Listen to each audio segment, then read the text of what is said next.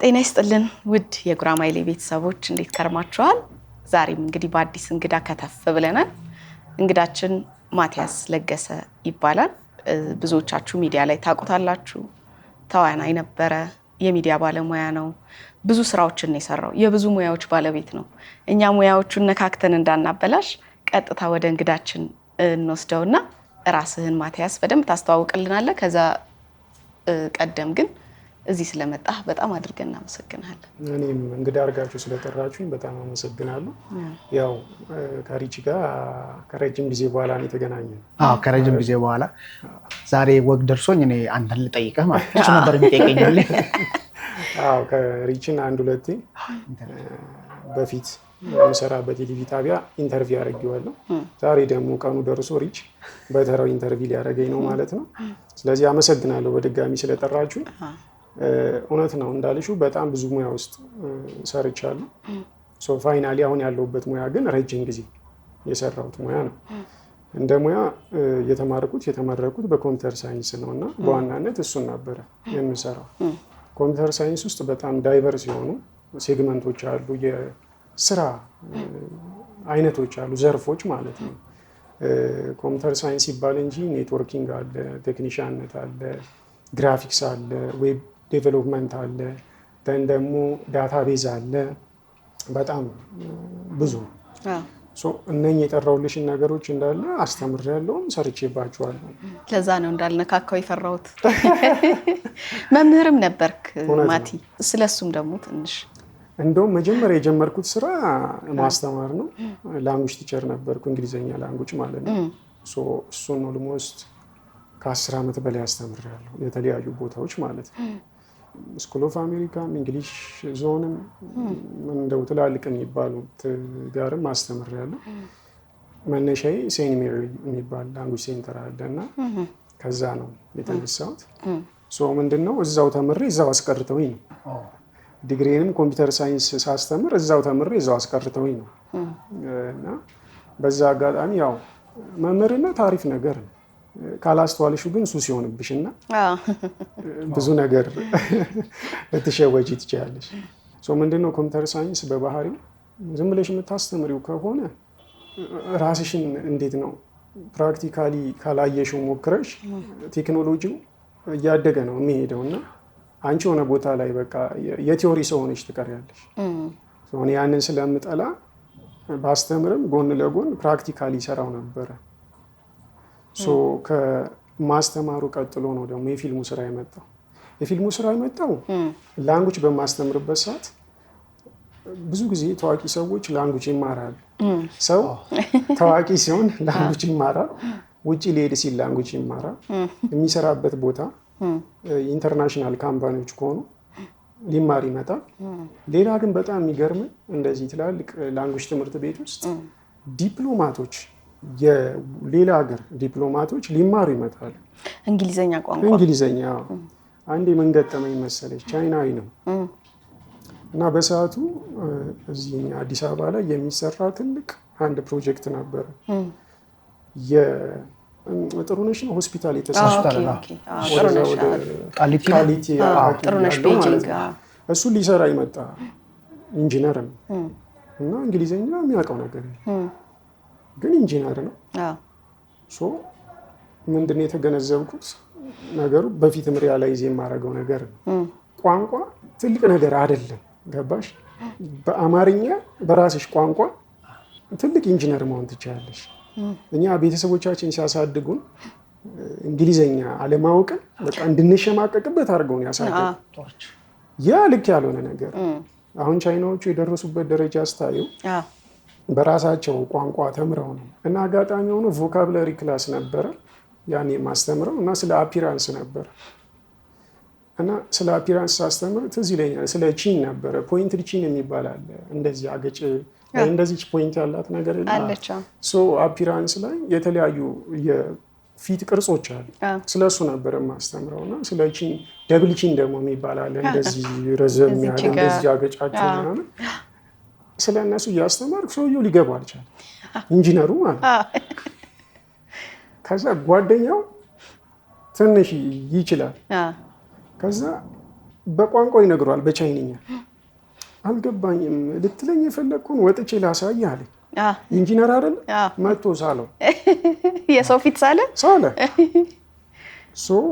ቋንቋውን ሳስተምር የተለያዩ ሰዎች ይገጥሙኛል። ዲፕሎማት ምልሽ ለዛ ነው። አሁን የአምባሳደር ሚስቶችም ይመጡ ነበር። አጋጣሚ ሆኖ እዚህ ጋር ስለ ቻይኖች ስታወራ ቋንቋ መግባቢያ ነው፣ ቁልፍም ነው ብዬ አስባለሁ። ከፍተህ የምትገባበት ነው። የሆነን ሰው ልቡን እንኳን ለመክፈት ቋንቋውን ማወቅ አለበት። ግን ቻይኖች በጣም የተገረምኩባቸው ነገር አገራቸው አጋጣሚውን አግኝቼ ሄጄ ነበረ። አብዛኞቹ በቋንቋቸው በጣም በሙሉ ልብ ነው የሚኮሩት እና ያ ነገር አሳድጓቸዋል ብዬ አስባለሁ። በአይኔ ከተመለከትኩት ለሕክምና ወደ ዶክተሮቹ በሚሄድበት ሰዓት የሚችሉት ቻይንኛ ነው። ህመሜን ለማስረዳት የግዴታ ወይ ትራንስሌት የሚያደርግ አፕሊኬሽን መጠቀም አለብኝ ወይም ደግሞ ቋንቋውን የሚያስተረጉም ሰው ይዤ መሄድ አለብኝ እንጂ እነሱ ለኔ ብለው ወደ እኔ ቋንቋ ሊመጡልኝ አይችሉም። ያን በር መዝጋታቸው ምናልባት አሳድጓቸዋል ብዬ ስለማስብ ቋንቋን እንደ ኩራት አለመጠቀማቸው አንድ በጣም የሚያስገርመኝ ነገር ነውና እስቲ ወደ ሀሳብህ እንሂድ። ያው በዚህ ዙሪያ ካወራን በጣም ብዙ ሀሳቦችን ማንሳት ይችላል እኔ ማለት ነው ፐርሰናሊ። ምክንያቱም እንዳልኩሽ ቋንቋ ረጅም ዓመት አስተምሬያለሁና ልክ አለመሆኑን እረዳለሁ። አመለካከታችን ቋንቋ ላይ አለ። ግን አንድ ያልሽ እውነት አለ። ቋንቋ ቁልፍ ነው። እኔ ግራፊክስ ስለምድ ኮምፒውተር ሳይንስ ተማሪ በነበርኩበት ሰዓት ኢንተርኔት ቤት ብዙ አልነበረም። ምን እናደርግ ነበረ? ግራፊክስ ለመማር ግራፊክስ ቱቶሪያል አልነበረም፣ በቪዲዮ ቱቶሪያል አልነበረም። ምንድነው ዌብ ቤዝድ ነው ቱቶሪያሎቹ የነበሩት። ፎቶሾፕ ማየት ከፈለግሽ ዌብ ላይ ትገቢያለሽ፣ ጉግል ላይ ማለት ነው ትገቢና እዛ ሰርች ኢንጂን ላይ ትጽፊለታለሽ ፎቶሾፕ ቱቶሪያል ብለሽ ይመጣልሻል። ስቴፕ 1 ስቴፕ 2 ስቴፕ 3 እያለ ጽሁፉ የሚያስረዳሽ በእንግሊዘኛ። ስለዚህ እንግሊዘኛውን ካልቻልሽው እንዴት ትረዳዋለሽ? በቃ ትፋጠጫለሽ። ምን እናደርግ ነበር? አሜሪካ ኤምባሲ ለተማሪዎች ላይብራሪውን ሼር ያደርጋል ማለት ደውለሽ እንትን ታደርጊያለሽ፣ ትይዣለሽ ወረፋ። አሜሪካ ኤምባሲ ያው ለቪዲዮ አይፈቅድልም፣ ይፈቅድልን እንድታነብ ብቻ ነው። ደን ቀናችንን ጠብቀን እየሄድን እዛ ቱቶሪያል እያየን እየሰራን እያወረድ በዛ መንገድ ነው የለመድነው እና እዚህ ጋር ብዙ ነገሮችን እንዲያውቅ የረዳኝ ቋንቋ ማወቄ ነው። ለምሳሌ ኮምፒውተር ሳይንሱም ላይ ገብቼ ነገሮችን እንድረዳ አንብቤ ቪዲዮ አይቼ ቱቶሪያሎችን አይቼ እንድረዳ ራሴን አፕግሬድ እንዳደረግ የረዳኝ ቋንቋ ማወቄ ነው። ቋንቋ ማወቄ በቲቪ ኢንዱስትሪውም ላይ ብዙ ጊዜ የምሰራበት ካምፓኒ ላይ ነጮች ያሉበት ስራ ከሆነ እመደባለሁ። ግን አያውቁም፣ ቋንቋ እንደማስተምር አያውቁም። እንትኖቹ የቲቪ ባለቤቶቹ ምናምን አያውቁም። አሁን ቅርብ ጊዜ ያስታውሳለሁ አንድ ስራ ልንሰራ ሄድንና በጣም ትልቅ ካምፓኒ ነው። እኔ በባህሪ አሁን የለመድኩት ጉራማይሌ ራሱ ማውራት ክፍል ውስጥ ስገባ በእንግሊዘኛ ብቻ ነው የማወራው። ላንጉዌጅ ቲቸር የሆንኩ ሰዓት ማለት ነው። ከክፍል ስወጣ ግን ቋንቋዬን ነው የማወራው፣ አማርኛዬን ነው የማወራው። ስለዚህ ሰው አያውቀኝም። እኔ ቋንቋ አስተማሪ ልሁን አሉ እና ቅርብ ጊዜ ሄድን። በጣም ትልቅ አርቲስት ናት። ፒች ልናደርግ ሄድን። ማስታወቂያ ነው የሚሰራላት። ከዛ ካምፓኒው ደግሞ የውጭ ካምፓኒ እና ዳይሬክተሩ ጀመረ። እኔ አሲስት እንዳደረገው ነው የሄድኩት። ደን ስቶሪ ቦርዱን ፕሬዘንት ማድረግ ነበረበት። ባለቤቱ የውጭ ሀገር ዜጋ ነው፣ አማርኛ አይሰማም። ስለዚህ በእንግሊዘኛ ማድረግ አለባችሁ አለ። እሺ ችግር የለውም እኔ ማድረግ እችላለሁ አልኩት እና ልጆቹ በቃ እንደ ዩዜን ቦልት ነው በእንዲና በእንዲ ነው የተቀመጡት ማለት ነው። ከዛ ሲጀምር በቃ ልጆቹ የሆነ ፊታቸው ላይ ኮንፊደንሳቸው መገረማቸው መጣ ማለት ነው። ከዛ ስወጣ በቃ ሀቺማቺ ምናምን ነገር በቃ አስገረምሽ ነው ማለት አንደኛ ያላቸው እይታ ገብቶሻል። እንደ ማህበረሰብ ቋንቋ ማወቅ በቃ ትልቅ ነገር። እነሱ እኮ በአማርኛ ቋንቋውንም ባይናገሩት ይሰሩታል ያንን ስራ ገብቶሻል። ግን ቋንቋ ማወቅሽ ብዙ ነገር ላይ ያደርስሻል። በቋንቋ በጣም ብዙ ቦታ እንዳልኩሽ የተለያየ ቦታ ሰርቻለሁ። ብዙ ነገሮችን አይቻለሁ። ቋንቋ ላይ ስታነሳ ቅድም ያው ወደ ትወናው ያስገባህ የመምህርነቱ ታይም ላይ የነበረው ኮኔክሽን ነው ትክክል ወይስ ፒያሳ አካባቢ ትውል ነበር? ፒያሳ አካባቢ የሚውሉ ሰዎች እኔም ማስተምርበት ጋር ይመጡ ነበር።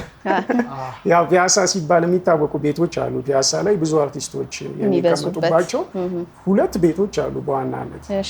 እኔ አስተምርበት የነበረው ቦታ ላይ 4 ኪሎ ስለነበረ ሴንት ሜሪን ካወቃችሁት ላንጉጅ ሴንተር በጣም ብዙ ትላልቅ ሰዎች የተማሩበት ትምህርት ቤት ነው።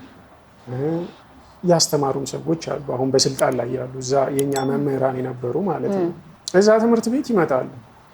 መጥተው ያዩሻል። ሲያዩሽ ለምሳሌ አንዲት ዝነኛ ሞዴል ሞዴሊንግ ካልተማርክ ብላኝ ነበር። ኧረ በጭራሽ ነው ያለው። እንዲህ አይነት ነገር አይመቸኝም ማለት ምንድነው የለኝም፣ ውስጥ የለም ፍላጎቱ የለም። እኔ ኳስ ተጫዋች መሆን ነበር አላማዬ። ስፖርት በጣም እወዳለሁ፣ ኳስ እጫወታለሁ። እንደዛ ነበር አላማዬ።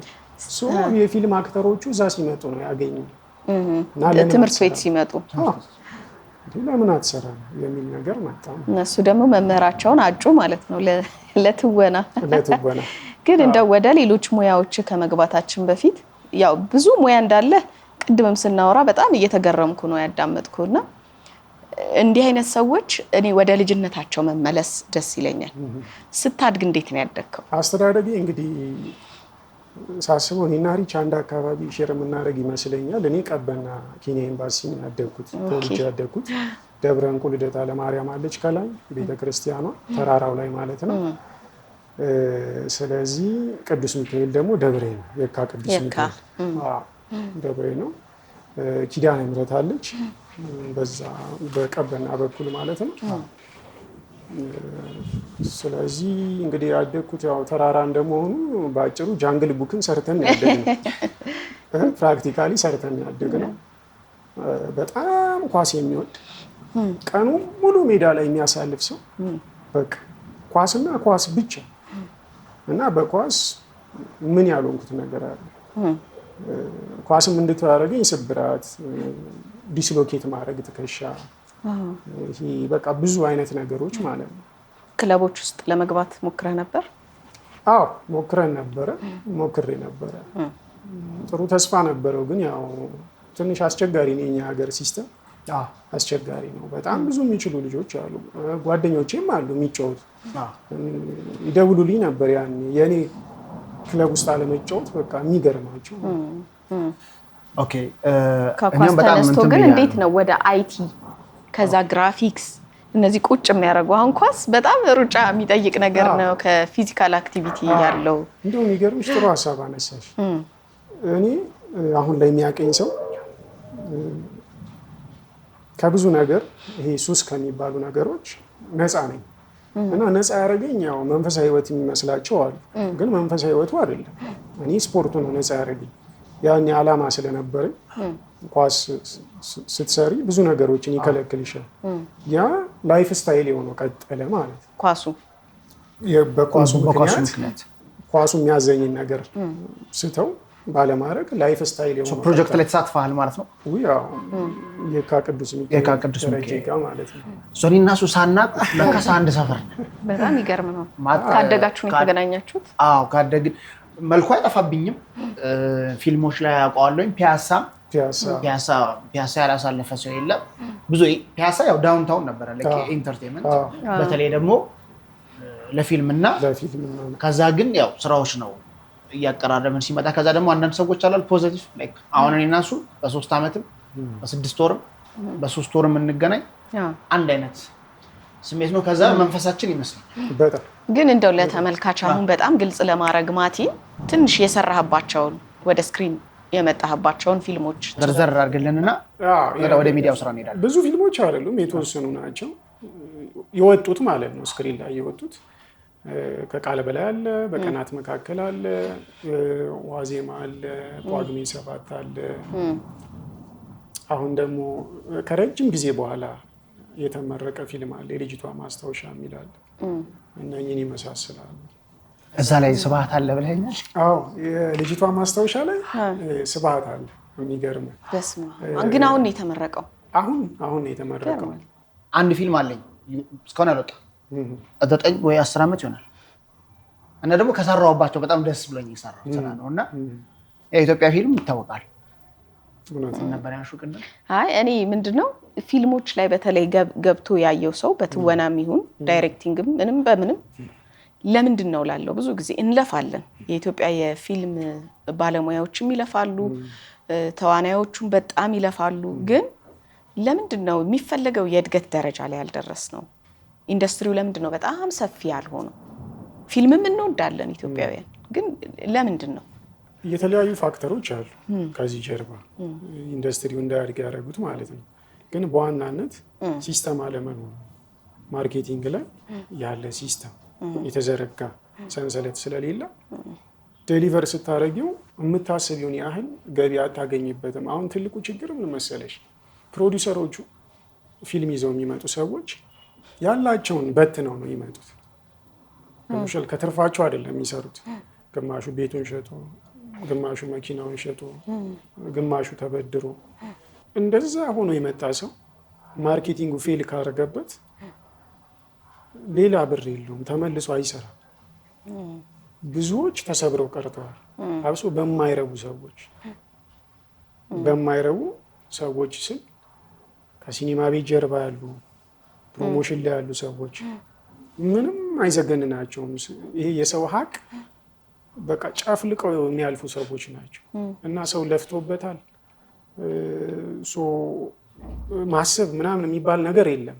እነሱ የተወሰነ ገንዘብ እስካገኙ ድረስ እንትንም አለ፣ ይሄ ብራይብ ነገር አለ። በብር የማይረባ ፊልም የ10 ሰዓት እና 12 ሰዓት ታይም አግኝቶ ታገኘዋለሽ። የሚረባው ፊልም ደግሞ ብር አልሰጥም ስላለ 5 ሰዓት ላይ ለጥፈው ታገኛለሽ።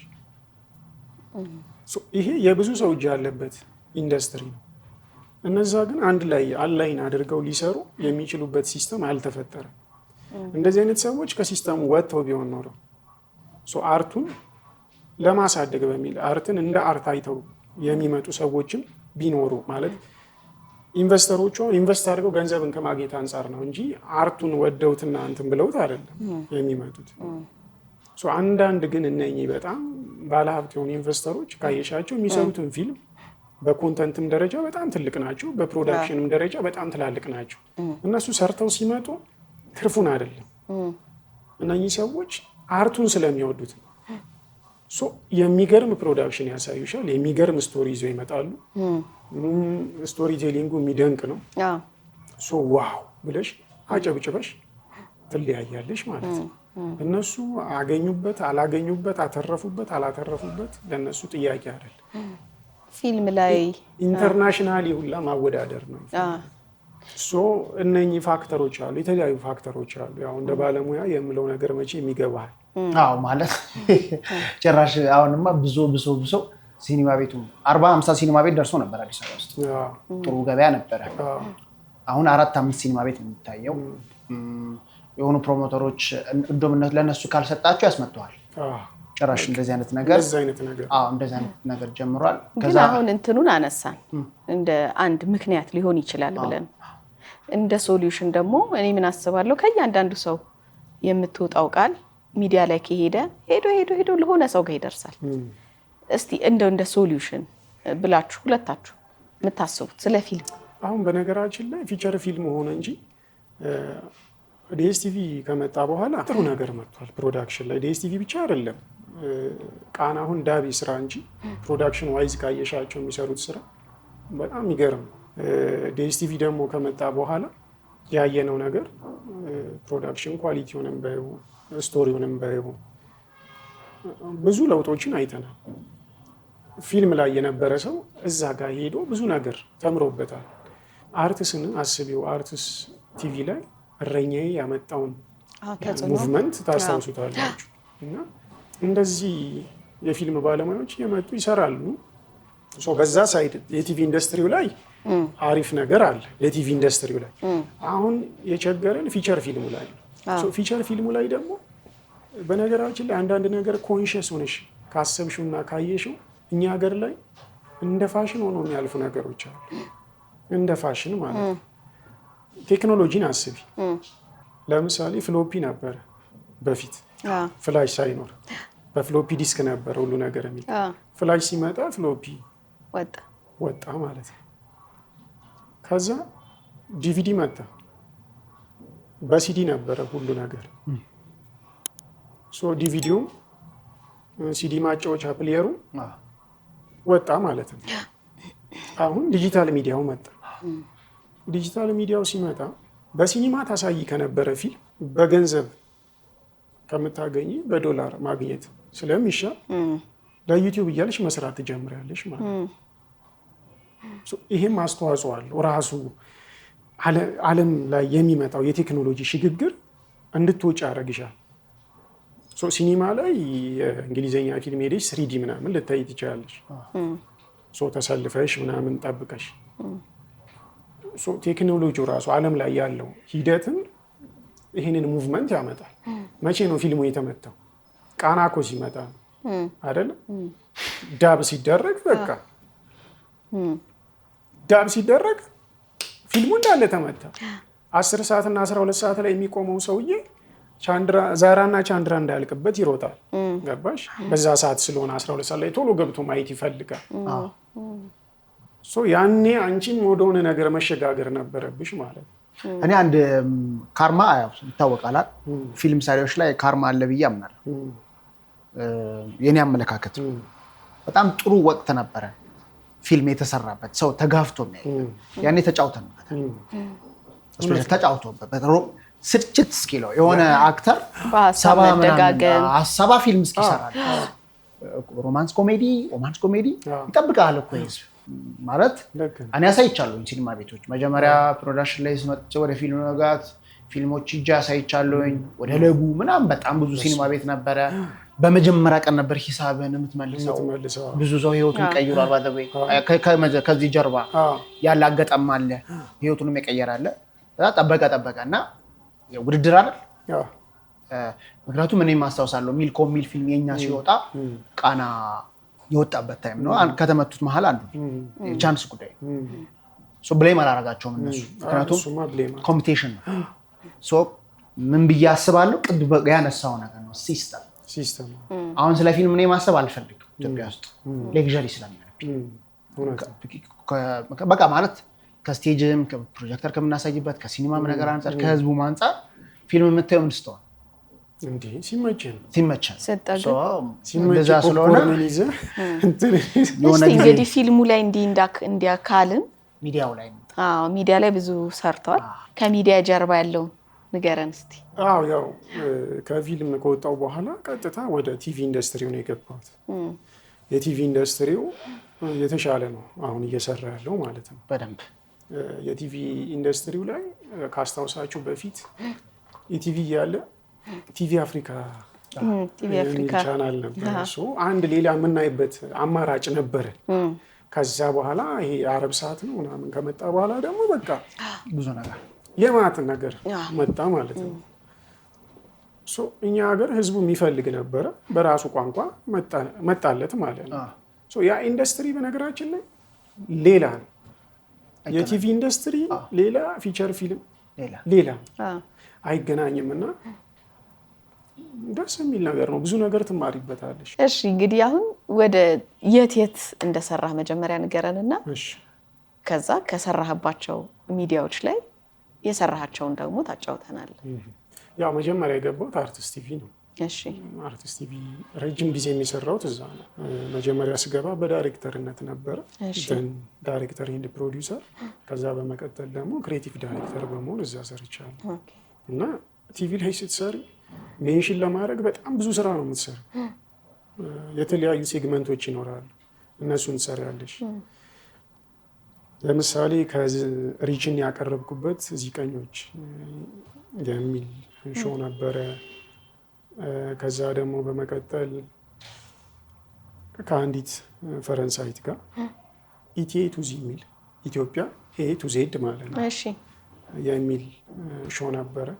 ኤሚሊን ትባላለች። ደን ደግሞ ሰርተ ነው ኤሪያል ተደረገ ፒየር ካንዱዊት፣ እሱም ሌላ ፈረንሳይ ነው። በጣም አሪፍ ሴግመንት ነበረ። ከዛ በኋላ ማስተር ካርድ ፋውንዴሽን ዶክመንተሪ፣ የተለያዩ ዶክመንተሪዎች፣ ቻት ሾዎች የዩኤስአይዲ ቻት ሾው፣ ነበረ። በጣም የበዓላት ብዙ በዓላት ፕሮግራሞች አዎ ስትሰሪ በጣም ብዙ ነገር ነው የምትሰሪው። አታውቂውም። ምን ያው በየቦታው ነው የምትገባው። ካምፓኒ ፕሮፋይሎች ሰርቻለሁ፣ ማስታወቂያ ነገሮች ሰርቻለሁ። ማለት ለማስታወስ ራሱ ይከብደኛል በጣም። አዘ ሆስትም የራሴ አርቲስት ፍሬም የሚል አርቲስት ፍሬም ማለት ስለ ፊልም ሙሉ ለሙሉ ስለ ፊልም ነው የሚያወራው እና እሱን ሆስት አደረግ ነበረ። ደግሞ ፊልምና ቴክኖሎጂ ላይ በማተኮር አርቲስት መዝናኛ ላይ ይሰራ ነበረ ብዙ ጊዜ። በነገራችን ላይ አሜሪካኖቹ የሚሰሯቸው ቴክኖሎጂዎች መነሻቸው ፊልም ላይ ነው፣ ከፊልም የሚመጡ ሀሳቦች ናቸው። በጣም በቴክኖሎጂ ደረጃ ፊልሞቻቸው ርቀው ሄደዋል እና ከዛ አንጻር ቢሃይንድ ያሉ ነገሮችን ፊልም ላይ ሲሰሩ ጊሮች አሉ። ለምሳሌ አንድ ፊልም መስራት ሲያስቡ ዳይሬክተሩ የሚያስበው ቪዥን አለ። ያንን ቪዥን የሚሰራለት ሌንስ ከሌለ ሄዶ ሌንስ ከሚያመርቱ ካምፓኒዎች ጋር ያወራል። አውርቶ ያንን የሚመስል ቪዥን የሚያመጣለትን ሌንስ ያሰራል። በዚህ ደረጃ ነው እነሱ ጋር ማለት ስላደጉ ማለት ነው። እንደዛ አይነት ቴክኖሎጂ እና ፊልምን በተመለከተ የሚሰራው ሾው ነበረ። አርቲስት ላይ በጣም ብዙ ስራ ሰርቻለሁ። ምክንያቱም 5 ዓመት ከምናምን 5 ዓመት ቆይታል አርቲስት ላይ 5 ዓመት ከምናምን ቆይቻለሁ። አብዛኛው ጊዜ ድካሙ የሚበዛው ከጀርባ የሚንቀሳቀሱ ሰዎች ላይ ነውና እንደው ስለነሱ ትንሽ ህዝቡም እንዲያውቀው ህዝብ እንዲያውቀው በነገራችን ላይ በጣም በቃ ልናከብራቸው የሚገቡ ሰዎች ናቸው። ከጀርባ ሆነው ካሜራማን፣ ዳይሬክተር፣ የፕሮዳክሽን ክሩ እንዳለ የምታያቸው ከባዱን ስራ እስከ ፖስት ፕሮዳክሽን ኤዲተር ድረስ ማለት ነው። ኤዲተር አድሮ ነው ሰርቶ እሁድ የሚቀርብ ፕሮግራም። ለምሳሌ እኔ ኢቢኤስ እያለሁ አራዳ ቅዳሜን እንሰራለን። አራዳ ቅዳሜ 3 ሰዓት ማታ ሊተላለፍ 12 ሰዓት ድረስ ተቀርጾ ይመጣል። ወይም ማታ 1 ሰዓት ድረስ ተቀርጾ ሊመጣ ይችላል። ኤዲተሩ እረፍት የለውም፣ እዛው ነው የሚሰራው። እሁድ የሚቀርብ ለበዓል የሚቀርብ ሾው ለምሳሌ ድባቡ ቀረብ ያለ እንዲሆን ጊፍት የምትሰጪ ከሆነ ይሄ ዶሮ ምናምን ይሰጥ የለ ድባቡ እንዲመጣ ቅዳሜም ይቀረጻል። እሁድ በዓል ሆኖ ዋዜማ ላይ ይቀረጻል። ኤዲተር አያድርም። አስበሽዋል? ካሜራማኑ ቤተሰብ አለው፣ ዳይሬክተሩ ቤተሰብ አለው፣ ሆስቱም ቤተሰብ አለው። እነኚህ ቅዳሜ ደክመው ያድራሉ።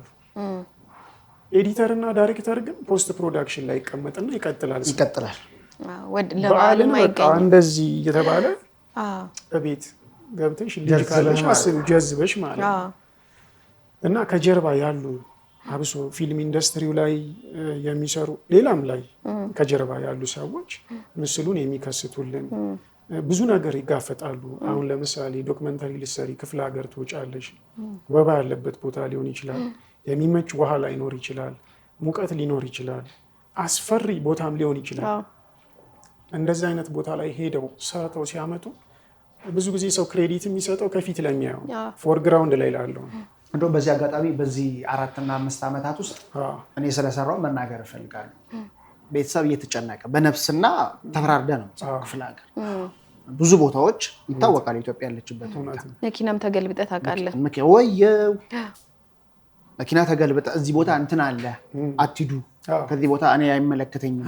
እንግዲህ ወጣ በዚህ በአራቱም አቅጣጫ ፕሮግራም ደግሞ ሰርተ መጥፋት ትፈልጋለህ፣ አድቬንቸሩ ይመቻል ምናምን 22-23 ሰዓት ልትቆይ ትችላለህ።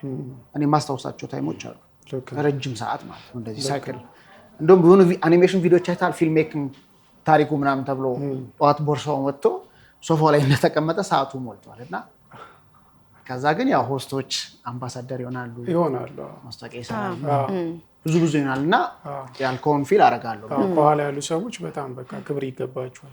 ብዙ ፈተና ነው የምታየው።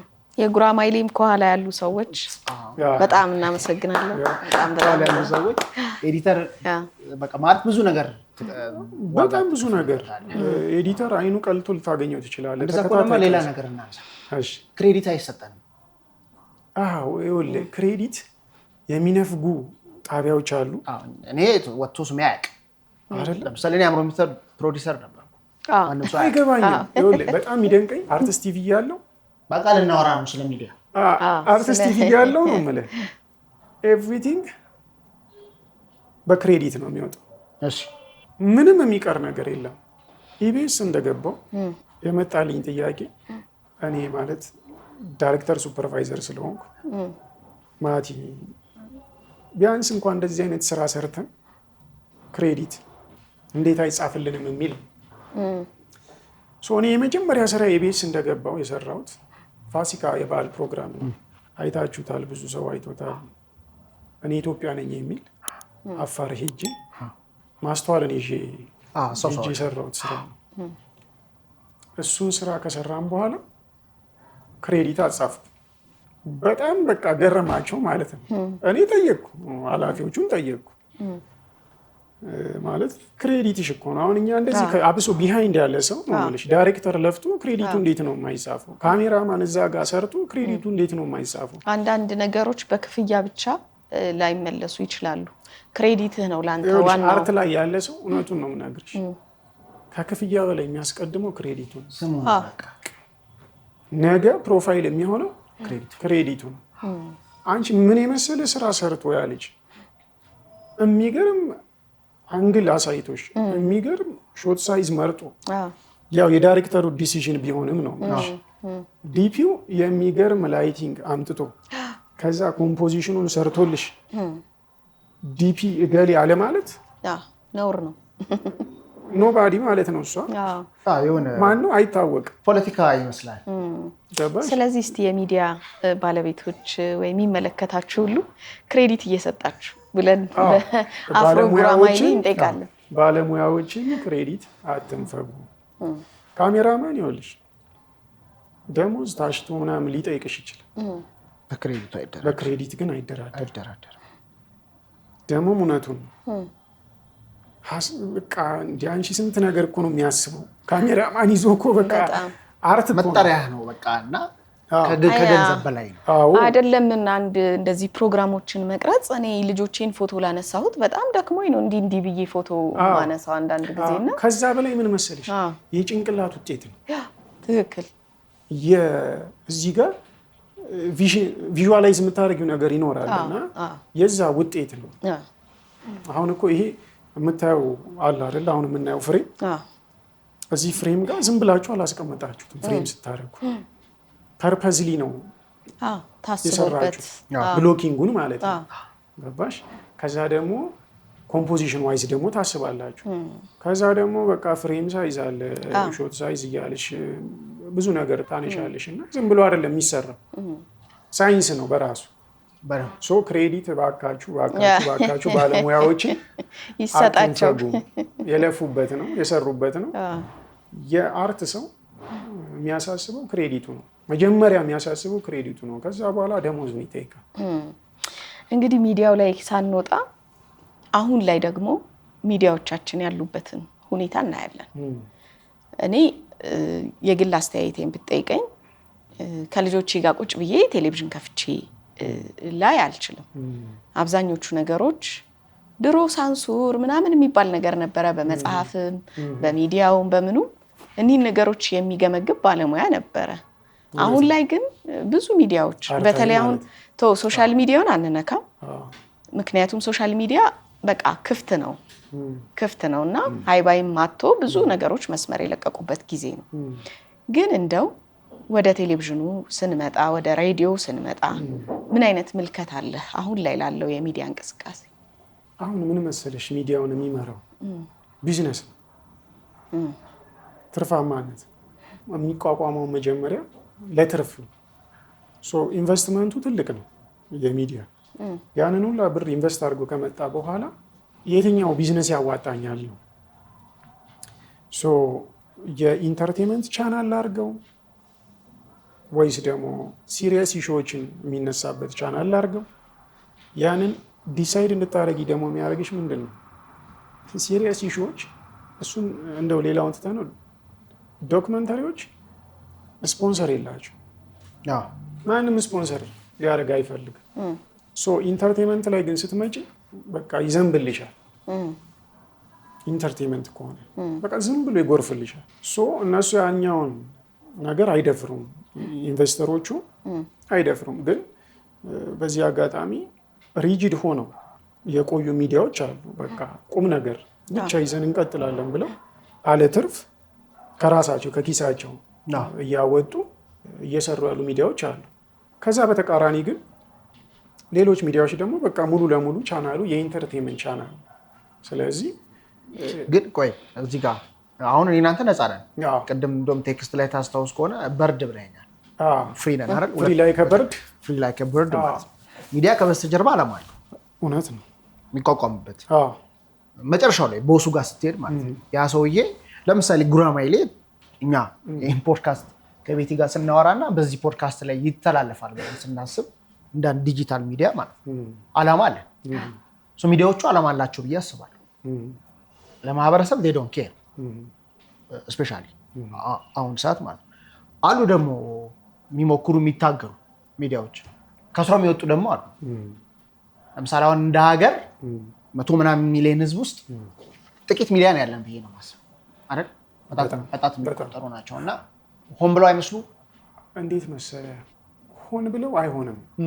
መጀመሪያ መነሻቸው ማለት ነው መነሻቸውን ነው ማለት ነገርየው ግን እየጣማቸው ሲሄድ አይናቸው ሲገለጥ ማለት ይሄ ሌላ ነገሩን መስራታቸው ብር የሚያመጣላቸው መሆኑን ሲገነዘቡ ያቺና ሲቀምሷት ብሯን የተነሱበትን ዓላማ ትተው ሙሉ ለሙሉ ብሩን ወደሚያመጣላቸው ቢዝነስ ይሄዳሉ። መነሻቸው ግን ለምሳሌ አሁን አርትስ የሚባለውን አስበው አፍሪካን ሬኔሳንስ ቲቪ ስቴሽን ስሙ በጣም ትልቅ ነው። ያኔም ዓላማው የነበረው ኦፊሶች በአፍሪካ በተለያዩ አፍሪካ አገር ደረጃ ማለት ነው። ሶሻል ሪስፖንሲቢሊቲ ላይ በጣም ነው የሚሰራው አርትስ። ብዙ ዶክመንተሪዎች ሰርተናል። የውጭ ካምፓኒዎች ከኛ ጋር ዶክመንተሪዎች ሰርተዋል። ሶሻል ኢሹ ላይ ስለምትሰሩን የመጣ ነው ብለው ሁላ መጥተው የሰሩ ከኛ ጋር ትላልቅ ካምፓኒዎች ነበሩ። አርትስ ብዙ ሰው ቁም ነገር ፈልጎ መጥቶ የሚያይበት ነው። እስካሁን ግን ሪጂድ ሆኖ ቀጥሏል። በዛ ገባሽ? በቃ አምነውበታል። ያንን እየሰሩ ነው። መነሻቸውን አልለቀቁም።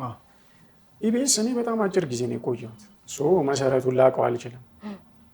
ገባ? ግን እንደዚሁ ስገምት ነው መሰረቱን ይዞ ይነሳና አይተውት ዶክመንተሪ የማያዋጣ ከሆነ ይተውታል ማለት ነው። ለምሳሌ የሚያምር ዶክመንተሪ ነበር ኢቢኤስ ላይ በጣም ወደው ጁዲ የምትሰራበት እየዞረች የምትሰራለች። ቆይቷል። በጣም ደስ የሚል በጣም ረጅም ጊዜ። ያ ኢንቨስትመንት ስለሌለው ነው። ኢቢኤስ ለምንድን ነው እንደ እኔ ኢትዮጵያ ነኝ አይነት ሾው ሁሌ ሊሰራ ማይችለው? ለበዓል ብቻ የሚሰራው ገንዘብ ይፈልጋል ስራው። ምክንያቱም የሚወጣበት ብር በጣም ትልቅ ብር ነው። እኔ ስለሰራው አውቀዋለሁ። በጣም ትልቅ ብዙ ብር ነው የሚያወጡት። ያንን ሁላ ብር አውጥተው ሪተርን ከሌለው አይሆንም ማለት ነው። ስለዚህ ያንን ዊክሊ ማስኬድ አይቻልም። በዓል ላይ ግን ገቢው ከፍ ያለ ስለሆነ ይሰሩታል። ስለዚህ ምንድን ነው ሚዲያዎች አሁን እየመራቸው ያለው መነሻቸው ሳይሆን ገበያው። ገበያውን ሶሳይቲው አስተዋጽኦ አለበት። አለበት። በነገራችን ላይ እንደው ይቅርታ የኛ ሶሳይቲ ምንድን ነው አስቸጋሪ ነን። በጣም መንፈሳዊ ነን። ብዙ ጊዜ አስቸጋሪ ነን። እንደው ነን ተብሎ ይታሰባል። አብዛኛውን በሃይማኖት የተቃኘ ማህበረሰብ ያለበት ነው ይሄ ማህበረሰብ እና ይሄ ሶሳይቲ በእውነት ፈልጎት ነው ያንን የሚያየው ወይስ ራሳቸው ሚዲያዎቹ አስገድደውታል? ለምሳሌ ቀላል ማሳያ ላሳይሽ። እንዳለ ጌታ እሱ ሾው ላይ አለማየሁ ዋሴን ዶክተሩ ማለት ነው ሶሪ የመጓን ጸሐፊ ማለት ነው አቅርቦት ኮንተንት ሰርቶ የሚያየው ሰው በዛ ከተባለ 5K 10K የሆነ 20 ምናምን ኬ በጣም በዝቶ ማለት ነው። ዮኒ ማኛ ዱቄታም እያለሽ 500 ሺህ ታያለሽ ቪው ማለት ነው። ሞጣ አስረግጬ ነው ነግሬ እያለ ሙልጭ አድርጎ እየሰደበሽ እሱን 500 ሺህ ኬ ምናምን የቱ ጋር ነው ያለ ነው እንደ ህዝብ? አርትስ እዛ ጋር ደረጃ ኃይሌ በነገራችን ላይ የሚገርም እንግዳ አምጥቶ የሚደንቅ ኮንተንት ሰርቶ አርቲስት ላይ ትልቁ የሚታየው እሱ ነው። በመጀመሪያ ቀን የሆነ 50-60 ኬ ሊገባ ይችላል። ሌላ ዩቲዩበር መጥቶ እንዳልኩሽ አሁን እኔ ኮንተንት ማላገኝባቸው ስለሆነ ነው እና ዮኒ ማኛ አይቸውም አላውቅም። እሱ መጥቶ ሲያወራ እየተሳደበ የሆነ ከልጅ ጋር የማትሰሚውን ነገር የተናገረ በጣም ከፍተኛ ቪው ነው ያለው። ያኛውን ሰው እንደዚህ አይነት ኮንተንት የሚሰራውን ሰው በጣም በቃ ሞራሉን ነው የሚነካው። ስለዚህ እንደ ህዝብ አስተዋጽኦ አለብን፣ እንደ ህዝብ ነው የምልሽ። እኔ ደግሞ እዚህ ጋር መሞግትህ ምን መሰለህ፣ እንደ ህዝብ ብለን ህዝብን መጠቅለል ስለማንችል፣ ምክንያቱም ኢትዮጵያውያን ከፍ ያለን ህዝቦች ነን ብዬ አስባለሁ። ስማርም ሳድግም ያየሁት ነገር የሚያሳምኑኝ ከፍ ያሉ ሀሳቦች ስላሉ እንደ ኢትዮጵያዊ ይሄ ይወድቅብኛል። ለምንድን ነው የምልህ፣ የኢትዮጵያ ህዝብ ምን ያህሉ ነው ስልክ ያለውና ኢንተርኔት የሚጠቀመው? ምናልባት ጄኔሬሽኑ ብለን ልንይዘው እንችላለን። አሁን ላይ ያለው ወጣቱ ጄኔሬሽን ብለን ልንይዘው እንችላለን። የነ ደረጀን ፕሮግራሞች አንስተሃል። እነዛን ደግሞ የሚመለከቱ ደግሞ 20 ሺህ በላቸው 30 ሺህ በላቸው እነዛ ሰዎች አሉ። ስለዚህ መጨፍለቅ አይሆንብንም ወይ? የገጠሩ ማህበረሰብ አለ ኢትዮጵያ ሊወክላት የሚችል። አሁን እዚህ አዲስ አበባ ውስጥ ያለ ነው ሰዎች ሳንሆን ኢትዮጵያ ልንወክል የምንችለው የገጠሩ ህዝብ ሰፊ ነው። ያ ሰፊ ማህበረሰብ ደግሞ ምን ያህል የኢንተርኔት አክሰሱ አለው? ምን ያህል ስልኮች ይዞ አሁን የጠቀስካቸውን ሰዎች ያያቸዋል? ይሄ ጥያቄ ምልክት ውስጥ ይገባል። ስለዚህ እንደ ሶሳይቲ ብለን ለማየት አይቸግርም? አሁን እያወራን ያለ ነው ስለ ዲጂታል ሚዲያው አይደለ? ስለዚህ ዲጂታል ሚዲያውን አክሰስ የሚያደርጉ ሰዎች በቁጥር አታውቂያቸውም። ይህን ያህል ልትያትችም። በነገራችን ላይ ያለው ሪሰርች ምን መሰለሽ፣ ከሶሻል ሚዲያው በላይ ቲቪ ላይ ነው የሚታየው አሁንም ድረስ። ሰርቨራ ከሶሻል ሚዲያው በላይ የሚታየው ቲቪ ላይ ነው። ቲቪ ላይ ያለውን ነገር እንዲህ ነው ልልሽ አልችልም። ግን የካምፓኒ ባለቤቶች የሚዲያ ባለቤቶች የሚያዩት ቪወርሺፓቸውን ህዝብ እያሉ ነው የሚያወሩት። ምን ያህል ሰው አየው፣ ምን ያህል ሰው አየልኝ። አሁን ትልቅ ህዝቦች ነን። አዎ ትልቅ ህዝብ ነን፣ ምንም ጥያቄ የለው። ቅድስት ሀገር ኢትዮጵያ ተብላ እኮ ነው የምትጠራ። ስትጠራ ራሱ ገብቶሻል። እንደ ሀገር ቅድስት ሀገር ኢትዮጵያ ነው። እንደ ህዝብ ግን ትልቅነታችንን አስቀጥለናል ወይ? ትልቅ ነበርን፣ ትልቅም እንሆናለን። ያንን ትልቅነት ይዘን ስንቀጥል ሞራል የነበረው ህዝብ ነበረ። አሁንም ሞራል ያላቸው ሰዎች አሉ። ገብቶሻል። ግን ይሄ ከቅርብ ጊዜ ወዲህ ዓለም ከተቀየረ በኋላ ሲስተም ሲቀየር እኛ ጋር መጥቶ ብሬን ዋሽ ያደረጉን ነገሮች የተለያዩ ነገሮች አሉ። ህዝብ ስለኔ ሜንሽን ማድረግ የፈለጉት ዲጂታል ሚዲያውን አክሰስ የሚያደርጉትን የቲቪውን እንደዚህ ነው ልል አልችልም ስለማላውቅ ማለት ነው። ዲጂታል ሚዲያውን ግን አክሰስ የሚያደርጉት ሰዎች ቢዝነሱን ሊድ እያደረጉት ነው። ሊድ ሳይሆን ሚስሊድ ነው የሚባለው አይደል? ማለት ባለቤቶቹ የካምፓኒውን ባለቤቶች ቢዝነሱ ላይ ያሉትን ሰዎች እይታቸው እንዲንሸዋረር አድርገውት። ያ ማለት ምንድነው? ኦኬ ህዝብ እንደዚህ አይነት ኮንተንት ነው የሚያይልኝ ትያለሽ ማለት። ዶክመንተሪ እየሰራሽ ከነበረ ታቆሚና ዶክመንተሪ በቃ ምንም ኢንቨስትመንት ማለት ትርፍ የለውም ትያለሽ። ትርፍ የለውም ትይና ከዛ በኋላ እንትንሽን ትቀይሪያለሽ መንገድሽን ማለት ነው። ኦኬ ቧልት ከሆነ የሚወደው ቧልት ትሰሪለታለሽ። ምናልባት ወለን ሐሳብን የሚደግፍ ነገር ላውራ እኔ ካንተ በኩል ስለሆንኩ ቤቴ ማለት ችግር የለውም። ሁላችንም አስተሳሰባችን ይዘን አፍሮ ሚዲያ የሚላል ተመሳሳይ ቻናል አለን እኛ እና ሰርች ሲያደርጉት እኛ ምክንያት አለን አፍሮ ሚዲያ ያልንበት ምክንያት። ሌላ አፍሮ ሚዲያ ይመጣል፣ ኮንቴንቱ ይዘገንናል። ከጅብ ጋር አደርኩ ከምናምን ጋር ሴክሹዋላይዝ ሙሉ በአንድ ቀን 25K ነው የሚታየው። የኛ አፍሮ ደግሞ ይለቀቅነዋል 300 እና 400 ይንገዳገዳል። ከብቷል አይደል? አንደርስታንድ ማድረገው ነገር አለ። ለምሳሌ በሚዲያ ውስጥ ስሰራ ለ3 ዓመታት የእያንዳንዱን የሚዲያ ኮንቴንት እናይ ነበር። አሁን ሚዲያዎች እርስ በርስ ይታያሉ። ቃና የቤስ ነው ያል የቤስ ቃና ነው ያል ምናምን እና ተምብሌኖች ለምሳሌ ተምኔሎቹ ፌክ ተምብሌኖች በጣም ብዙ ቪወር አላቸው እና አንዳንዴ ግራ ይገባናል። ገብቶሃል? የአንተን ኮንቴንት ሳናይ የዚህኛውን ኮንቴንት ሳናይ በዛ በቴምፕሌኑ ምክንያት ሰው ወደዛ ይሄዳል እና ዲጂታል ሚዲያ ላይ ያለው ይሄ ስልክ የያዘው ኢንተርኔት የሚጠቀመው እንደሱ እያልን እናውራ ከ18 እስከ 20 ሚሊዮን ህዝብ ኢንተርኔት ተጠቃሚ አለ ይባላል። እርግጠኛ አይደለም። ከዛ ደግሞ አሁን እንዳልከው ለምሳሌ በቀላል ምሳሌ ይነግራል። ቅድም ስሙን ሜንሽን አድርገሃል። ይሁን እኮ የሴፉ ፕሮግራም ላይ ቀርቧል። ማለት ምን ሰርቶ ነው ወንበር ላይ ቁጭ ያለው? ምን ያህል ሰው ሲሳደብ ነበር? ሃይማኖት፣ የሆነ ዘር፣ የሆነ ነገር አንዳንድ ማንደራደርባቸው ነገሮች አሉ በግልጽ የምንናገረው። ከዛ ደግሞ አለ ምስኪኑ ህዝብ የምናውቀው ሰው ብዙ ክሊክ ካረጋ ሰው ነጋዴው ምንድን ነው? ለምሳሌ በቆሎ ሻጭ በቆሎ የሚል ከሆነ ህዝቡ በቆሎ ነው የምታቀርብለት።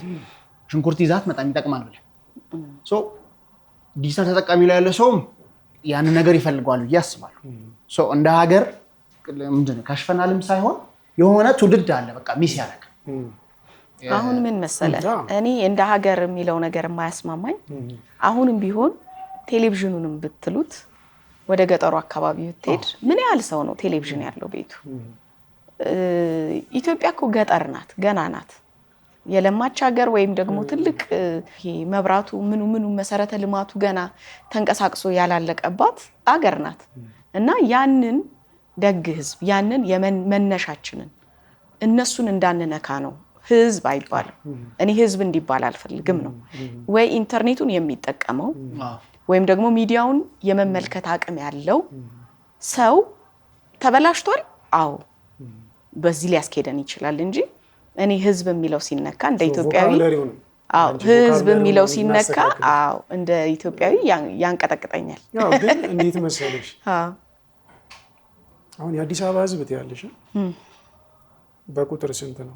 ዴች ይባላል 7 እስከ ዴች እንደዛ እስከ 13 ከ10 እስከ 13 ዴች ይባላል። 10 ማለት ነው። ስለዚህ የአዲስ አበባ ህዝብ ትያለሽ የአዲስ አበባ ህዝብ የኢትዮጵያን ህዝብ አይወክልም ብሎ እንደማውራት ነው። እኛ ያው ሜንሽን ስናደርግ ህዝብ ስንል ክራውዱን በማሰብ ገብቶሻል አይደል? ይገባኛል። ሰው ለምሳሌ የአርባ ምንጭ ህዝብ ካልሽ ቁጥሩ ይታወቃል የተወሰነ ነው። ግን እንደ ህዝብ ነው ስትጠሪው ማለት ነው። ለዛ ጥሩ ቮካብላሪ ችግር ከሆነ ማስተካከል እንችላለን። ግን እንደ ህዝብ ነው የምልሽ። በጣም ትልቅ ህዝብ ነን እንዳልኩሽ። ቅድስት ሀገር ኢትዮጵያ ተብላ ነው የምትጠራው። ድንቅ የሆኑ አባቶች ያሏት ሀገር ናት ኢትዮጵያ። ያውም ክንፍ የነበራቸው ማለት ነው። እኔ አባቶች እያልኩ ሳውራሽ እነሱን ነው ማውራሽ።